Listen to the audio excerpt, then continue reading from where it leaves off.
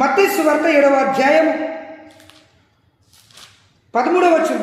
ఇరుకు ద్వారమున ప్రవేశించుడి, నాశనమునకు పోవు ద్వారం వెడల్పును, ఆ దారి విశాలమునైనది, దాని ద్వారా ప్రవేశించేవారు అనేకులు. ప్రియ సహోదరి సహోదరుడు, నా ప్రియ దేవుని బిడ్డలారా, పరిశుద్ధ గ్రంథములో 2 దారులు ప్రభు మన ముందు పెడుతున్నాడు.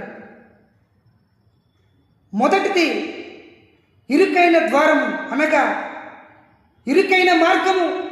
రెండవదిగా విశాల ద్వారము, అనగా విశాల మార్గము.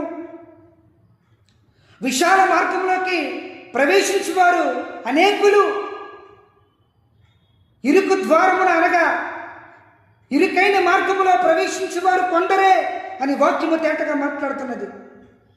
ఆ కొందరిలో నీవు ఉన్నావా ప్రియ సహోదరి సహోదరుడా? ఇరుకైన మార్గంలో ప్రవేశించాలని ప్రభు నీతో మాట్లాడుతున్నాడు. విశాల మార్గం అనగా నిత్య నాశనానికి పోవు మార్గము. ఆ నిత్య నాశనానికి నిన్ను నడిపించాలని ఈ కడవరి దినముల్లో అపవాది గర్జించే సింహం వలె తిరుగుతున్నాడు. యవ్వన స్త్రీలను, యవ్వన పురుషులను, అనేక మందిని లోకం వైపు మక్కువ చూపించి, ఆశలు కలిగించి, వారిని ప్రేరేపించి సినిమాలకు, వ్యర్థమైన అలవాట్లకు, అశ్లీలమైన దృశ్యములకు వారిని బానిసలుగా మార్చి నిత్య నాశనానికి తీసుకువెళ్ళాలని వాడు ప్రయత్నం చేస్తున్నాడు.